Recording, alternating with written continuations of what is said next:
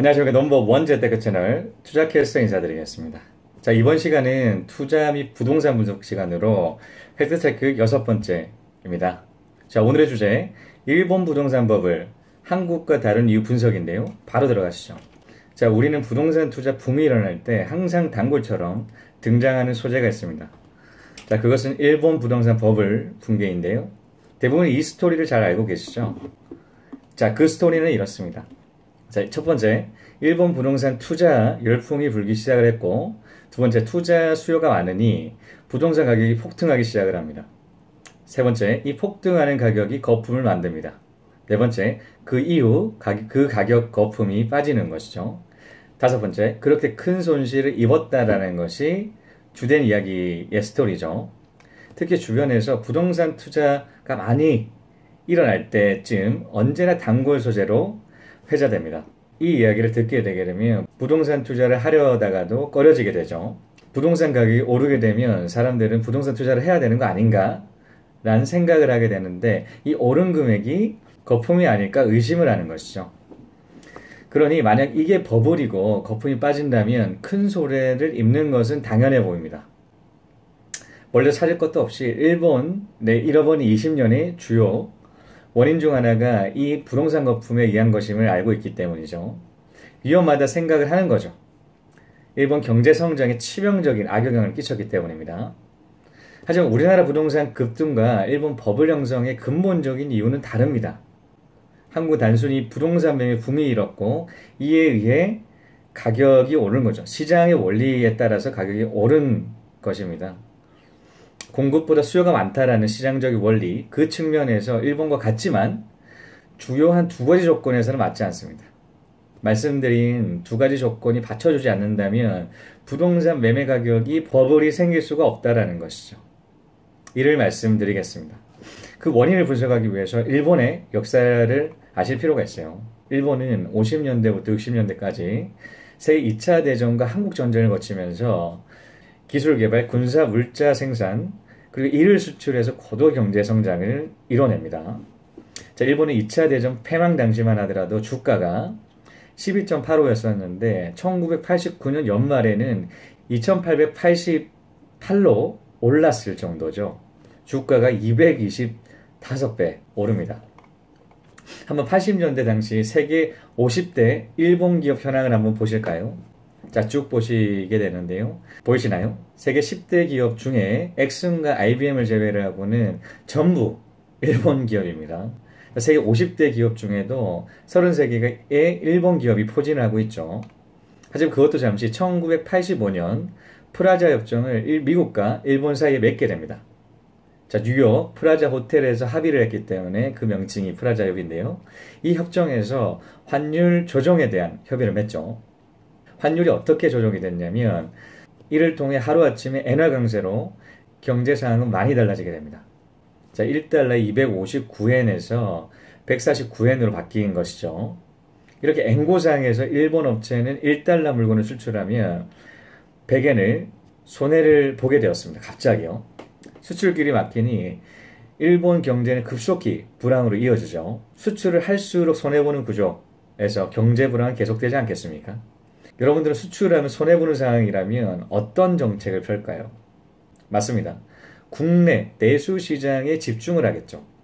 일본 정부는 내수를 살려 경제 위기를 극복하고자 했습니다. 닫혀있던 가정에 지갑을 열고 돈을 유통시키기 위해서 금리를 계속해서 낮추기 시작하죠. 사람들은 금리가 떨어지자 실물 자산이 안전하다고 판단을 하고 투기 세력이 부동산에 몰리게 됩니다. 그 투기 세력이 부동산 매가에 거품을 만들게 되는 것이죠. 그 거품의 주요한 원인에는 앞서 언급했던 두 가지 원인이 있는데요. 첫 번째는 대출금리고요. 두 번째는 대출 규모에 있습니다. 자, 첫 번째 대출금리인데요. 자, 1980년대 초 9%의 금리가 1987년 2월에는 2.5%까지 기준금리가 계속 내려갑니다. 얼어붙은 경제 활력을 불어넣기 위한 정부의 정책이었죠. 아무래도 금리가 낮으면 소비가 많아지죠. 2.5% 금리는 역사상 최저점이었습니다. 그 이후 1989년 4월까지 2년 3개월 유지가 되었죠. 우리나라 정기예금 금리는 80년대 초 19.5%였습니다. 자, 두 번째 대출 규모인데요. 대출 규모를 보시죠. 예를 들어서 그 당시 1억의 부동산을 사게 되면 1억을 빌려줬습니다. LTV 비율이 100%였죠. 그 대출 규모 100%의 의미가 뭐냐면 마음만 먹게 되면 계속적으로 살 수가 있었어요. 대출을 100% 받았으니까요. 돈이 없어도 부동산을 살 수 있는 구조였다라는 말이죠. 그러니 너도 나도 부동산 투자에 몰립니다. 17년 연말에 비트코인 투기 강풍을 생각하시면 좋을 것 같은데요. 비트코인이 이슈화됐을 때 그 당시는 어땠나요? 일어나면 올라있고 내일도 올라있고 모레도 계속 오르기만 합니다. 사람들은 모이면 비트코인만 얘기를 하죠. 뉴스에서도 사상 최고치를 연일 경신했다는 뉴스가 도배가 되고요. 그럴수록 사람들은 더 많이 투자를 하게 되죠. 첫 번째, 오르기만 하는 가격에 투자를 하고, 두 번째, 사람들을 만나면 이야기를 하니 투자에 관심이 생겨서 투자를 하고, 세 번째, 뉴스 최고치 갱신을 보고 또 투자를 하고요. 이런 순환 구조가 끊임없이 이어지죠. 그리고 비트코인 강풍이 불 때 우리 정부는 어떻게 했나요? 18년 1월 8일 최종구 금융위원장은 이렇게 얘기를 했죠. 현행 법 테두리 안에 가능한 모든 대안을 검토를 해서 최대한의 조치를 취하겠다. 또한 정부는 비트코인 등 가상통화 거래를 유사 수신 행위로 정의를 하고 전면 금지한다. 단 7가지 조건을 충족 시 가상통화 거래 행위를 할 수 있다라고 하고 있습니다. 규제책을 풀죠. 심지어 중국에서는 위안화의 입금과 출금 모두를 금지시켰습니다. 다시 일본의 80년대 부동산 버블이 만들어졌을 때를 돌아가 보시죠. 두 가지 조건, 금리와 대출 규모로 끊임없이 부동산 가격은 폭등을 합니다. 비트코인과 같은 투기 강풍 현상이 발생을 하는 것이죠. 그러니 이 상황에서 일본 정부는 어떻게 했을까요? 맞습니다. 보다 못한 정부는 과열된 시장을 막기 위해서 행동을 취하죠. 90년대 4월 일본 대장성에서는 주택담보대출 제한제도, 즉 대출 총량 규제를 만듭니다. 대장성이란 일본 과거 중앙행정기관으로서 메이지 유신 때부터 존재했던 기관인데요. 이제껏 무제한 대출을 받을 수 있었는데 받을 수 없게 되니까 투기 세력은 줄어들 수밖에 없겠죠. 또한 역사상 최저점이었던 금리 역시 89년 5월부터 90년대 8월까지 16개월 동안 2.5%에서 6배 인상을 했습니다. 금리를 2.4배 올린 거죠. 그 규제책이 발표된 이후 90년부터 부동산과 주식은 급락하기 시작합니다. 10년간 평균 3분의 1에서 많게는 10분의 1까지 떨어지게 되죠. 부동산 가격이 쪼그라드는 만큼 대출은 줄지 않죠. 예를 들어서 부동산 담보가에 따른 대출을 해주었기 때문에 그 담보가가 내려간다고 하더라도 대출 규모 역시도 마찬가지로 같이 내려가지는 않겠습니까? 대출 당시에 부동산 매가를 기준으로 대출을 줬기 때문입니다. 그만큼 빚에 대한 공백이 생기겠죠. 부동산 팔아도 빚을 갚을 수가 없습니다. 1990년대부터 93년 사이 하락액만 534조에 이른다고 합니다. 이 악성 채무가 일본의 잃어버린 20년을 만들었습니다. 아직까지 전 세계적으로 국가 채무 비율 1위의 나라죠. 여기서 부동산 버블의 핵심은 대출 금리와 대출 규모에 있습니다. 자, 버블이 만들어진 조건. 첫 번째, 최저금리였죠. 역사상 최저금리였습니다. 두 번째, 대출 100%였고요. 자, 버블이 꺼지는 조건은 첫 번째, 금리 상승이었고요. 두 번째, 규제책이었죠. 대출 한도, 부동산 대출 한도를 제한을 둔 것이죠. 자, 옆에 다시 한번 정리를 해봤는데요. 배경은 1985년 프라자 앵고 협정이었고요. 시작은 1985년 역사적 최저점인 금리 5%에서 3.5%, 3% 계속 역사 최저점을 갱신을 하면서 1987년에는 2.5%까지 기준금리가 내려갑니다. 버블의 종료는 1990년대 8월까지 16개월 동안 2.5%에서 6%로 금리가 2.4배 인상이 됐죠. 1990년 4월 일본 대장성에서 주택담보 대출 총량 규제를 발표를 하면서 버블이 꺼지기 시작을 했습니다. 그렇다면 우리나라 부동산 대출 금리와 규모를 한번 볼까요? 우선 우리나라 금리 변화를 한번 보시죠. 13년 5월에 2.5%에서 14년 8월에 2.25%, 같은 해 10월 2%, 15년 3월에는 1.75%, 같은 해 6월에는 1.5%, 자, 16년 6월에는 1.25%, 17년 11월에는 1.5%로 지금은 조금 오르고 있죠. 우리나라 기준금리는 14년 10월 2%로 역사상 최저점이 형성이 되기 시작을 했습니다. 하지만 2014년 3월에 LTV DTI를 60%에서 70%까지만 증가를 했을 뿐이죠. 앞서 보았던 두 가지 조건을 만족하지 않습니다. 첫 번째, 대출 금리 조건에는 맞습니다. 역사상 최저점이었죠. 하지만 두 번째, 대출 규모는 조건에 맞지 않습니다. 대출액을 제한을 하기 때문이죠. LTV만 제한을 둔 것이 아니라 DTI, 총 부채 상환 비율도 보았습니다. 자, 두 가지 조건, LTV, DTI를 통해서 대출 규모를 조정을 한 거죠. 꼼꼼히 대출 규모에 대한 한도를 정해 놨었습니다. 대출 건수도 제한을 두죠. 우리나라 대표적인 부동산 담보대출은 MCI와 MCG. MCI는 모기지 신용보험이고요. MCG는 모기지 신용보증입니다. 두 개 대출은 반공제를 하지를 않죠. 대출 규모가 타 대출에 비해서 크다라는 것입니다. 자, 첫 번째, MCI 대출 기준은 70%로 두 건으로 고정이 되어 있습니다. 두 번째, 그 이상의 대출 시에는 MCG 대출을 받을 수 있으나 여러 건의 담보대출을 받는다면 임대사업자로 간주하기 때문에 이 역시 두 건 이상 받기는 쉽지가 않습니다. 두 건의 MCI와 MCG를 쓴다라고 하게 되면 그 이후에는 반공제를 해서 대출을 실행을 해야 되는데 대출금 퍼센테이지는 훨씬 더 낮아지겠죠. 또한 최근 문재인 정권에서 부동산 규제책으로 투기율 가열 조정지역을 선정을 했고 지역별로 더욱 대출 비율은 낮췄습니다. 그렇기 때문에 일본처럼 버블이 만들어질 수 있는 구조가 아니죠. 우리나라는 해당 사항이 없겠네요. 하지만 일본 버블과 유사한 사례가 있었습니다. 어디서 있었을까요? 그렇습니다. 미국에서 있었죠. 그것은 2007년 8월에 세계 금융위기의 원인이었던 서브프라임 모기지 사태입니다. 기억하시나요? 서브프라임 현상도 앞서 언급했던 두 가지 조건에 맞아서 발생을 했습니다. 자, 두 가지 조건, 금리와 대출 비율이죠. 한번 보시죠. 첫 번째, 금리입니다. 앞서 보셨던 일본 사례에서 1985년 프라자 협정 이후 수출길이 막혀 내수 시장을 키워서 경제 회복을 하겠다. 경제 활성화를 시키겠다라는 게 일본 정부의 정책이었지 않겠습니까? 그럼 미국도 마찬가지로 경기 부양책이었을까요? 그렇습니다. 2000년 IT 버블이 터지고 난 다음에 이를 극복하기 위해서 금리를 내리는 차선책을 택하는 거죠. 자, 표를 보시게 되면 서브프라임 사태 2007년 8월 이전 역사상 가장 낮았던 지점은 어딘가요? 자, 2001년부터 역사상 최저점이 발생을 하죠.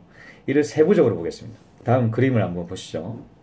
자, 2001년에 6%였던 금리가 2003년에 1%까지 떨어지지 않겠습니까? 그러면서 2004년 1%부터 계단식으로 계속 오르기 시작하고 2007년 5.5% 최고치를 찍습니다. 5.5배나 높아졌죠. 약 3년 동안요. 그렇게 일본에서도 역사상 최저금리였을 때 버블이 만들어지기 시작을 했는데 미국도 마찬가지일까요? 미국도 마찬가지라면 2001년부터 2003년 그 사이에 만들어졌지 않겠습니까? 그 해답을 랜덤하우스에서 출판한 번역본 서브프라임 크라이시스라는 책에서 확인을 했습니다. 52페이지입니다. 2002년 6월 백악관은 보도자를 내놓았다. 조지 W. 부시 대통령이 소수민족 등의 주택 소유 비율 격차를 시정하기 위해 주택 구입 촉진을 위한 계획을 세우고 이를 위해 부동산과 주택담보대출 업계에 협력을 요청했다라는 내용이었다. 이때 부시 대통령은 아메리칸 드림을 위한 계약금 구상을 맡겼다.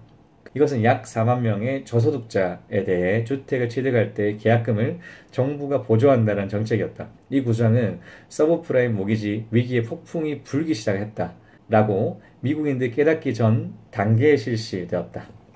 2002년 6월입니다. 역사상 최저금리에 정부 정책까지 한몫을 했죠. 자, 두 번째 대출 비율이죠. 모기지 사태 터지기 전에 저희 한 지인은 2002년부터 미국에서 작은 사업을 하고 있었습니다. 그렇게 사업으로 미국에 거주하고 있던 중 이상한 사항이 벌어졌다고 하는데요. 그것은 이제껏 부동산 담보 대출을 받을 수 없던 계층까지 대출을 실행을 해줬다라는 것이었죠. 대출을 얼마까지 해주었느냐? 놀랍게도 LTV, 주택담보대출 비율이 100%였습니다. 일본과 똑같지 않나요? 당시 지인은 합법적인 체류 신분이 아니었음에도 100%로 대출을 받았다고 합니다. LTV 100%를 받았죠. 이렇게 설득당했다고 합니다. 금융 관계자는 말합니다. 렌트비보다 대출 이자만 갚는 게 훨씬 저렴하다라고요. 그렇게 대출 문턱을 낮추고 담보대출 비율을 높이니 어떻게 될까요? 너도 나도 집을 사게 되겠죠. 이제껏 집을 살 수 없었던 계층까지 집을 사기 시작을 합니다. 비트코인이 오르자 관심이 없던 사람들까지 매수 열풍으로 계속 매가가 오르듯이 미국 집값은 올라가고요. 공급보다 수요가 많아지니까 자연스럽게 매매가는 계속적으로 오르기만 합니다. 그러면 미국 정부에서도 시장 가열을 팔짱 끼고 보고만 있지 않겠죠. 규제책을 발표를 하며 금리를 올리기 시작하죠. 금리를 단계적으로 올려왔죠. 2003년에 1%였던 금리가 2007년에는 5.5%였습니다. 정확하게 5.5배만큼의 대출이 오른 거죠. 하지만 서서히 문제가 발생을 합니다. 신용도가 낮은 사람까지 대출을 해주었으니 말입니다. 대출금 이자를 갚지 않는 사람이 높아졌겠죠. 한순간에 우량미천, 악성채무로 바뀌게 됩니다. 그렇게 금융업체들은 휘청이게 되고 빌려줬던 돈을 회수를 계속하지 못하니까 파산하게 되는 것이죠. 정확하게 똑같은 현상 때 터졌죠. 금리가 올라갈 때였습니다. 자, 미국은 2002년 6월 역사상 최저금리와 부시 정부 정책으로 버블이 만들어지긴 부동산은 2007년 8월 금융위기로 마무리가 되죠. 5년 2개월 동안의 일이었습니다. 일본 5년과 정확하게 그것도 일치를 합니다. 일본과 맞아떨어지죠. 정리하겠습니다. 원인을 아는 사람이라고 정리하겠습니다. 원인을 아는 사람이라고 하더라도 그 원인까지 바꿀 수는 없죠. 하지만 대처는 할 수가 있습니다. 버블 하는데 그 버블 만들어지는 근원 원인을 아셔야죠. 그 근본 원인은 보셨듯이 대출 금리와 대출 규모에 있었습니다. 이 두 조건이 만족이 되었을 때 버블은 만들어집니다. 일본 사례를 정리해 볼까요? 첫 번째, 1985년 프라자 협정 때 엔고가 만들어지고요. 이를 위해서 정부는 부양책으로 내수 시장에 집중을 하죠. 자, 두 번째, 2080년대 초 9%였던 금리를 87년 2월에는 2.5% 기준금리를 낮추고요. 그 이후 1989년 4월까지 2년 3개월 동안 유지를 시킵니다. 자, 세 번째, 90년대 4월 일본 대장성에서 주택담보대출 제한제도, 대출 총량 규제를 신설하고요. 네 번째, 89년 5월부터 90년 8월 때까지 16개월 동안 2.5%에서 6%로 기준금리를 상승시키고요. 2.4배 증액시켰습니다. 다섯 번째, 90년대부터 버블 붕괴가 시작되죠. 미국 사례 역시 다시 한번 보실까요? 첫 번째, 2000년대 IT 버블이 붕괴를 하고요. 이를 위해서 정부는 부양책으로 금리를 낮추기 시작하죠. 2001년 6% 금리가 2003년에는 1%까지 6배 하락을 하고요. 사상 최저금리가 만들어집니다. 세 번째, 2002년 6월 조지 부시 대통령이 소수 민족을 위한 주택 구입 촉진을 위한 계획을 발표를 하고요. 이를 통해서 버블이 만들어지기 시작하고, 네 번째, 2004년 1%부터 2007년 5.5%까지 기준금리가 5.5배 상승을 했습니다. 자, 다섯 번째, 2007년 8월에 세계 금융위기가 일어났죠. 자, 일본은 버블이 만들어지고 터지기까지 5년 걸렸고요. 미국은 버블이 만들어지고 터지기까지 5년 2개월이 걸렸습니다. 5년 주기 설이 이렇게 완성이 되죠. 미국과 일본 사례만 보셨는데 우리나라도 마찬가지입니다. 금리가 사상 최저점이고 LTV, 주택담보대출 비율이 100%로 해준다면 어떻게 될까요? 부동산 붐이 일어나겠죠. 너도 나도 주택을 사려고 난리가 날 겁니다. 그렇게 부동산 매매에 대한 버블이 만들어지겠죠. 그러면 뉴스에서 주택 매매가와 거래량이 최고치를 갱신했다는 뉴스가 도배가 됩니다. 이를 보고 또 수많은 사람들이 매매에 나설 것이고요. 만약 그럴 때 여러분이라면 어떻게 하실 건가요? 어떻게 버블이 만들어졌는지 아셨기 때문에 이제는 내리실 때죠. 차에서 뛰어내리셔야 됩니다. 자, 이것으로 팩트체크 6번째, 일본 부동산 버블 한국과 다른 이유 분석을 마치겠습니다. 시청해주신 여러분 감사합니다. 다음 시간에 또 뵙겠습니다.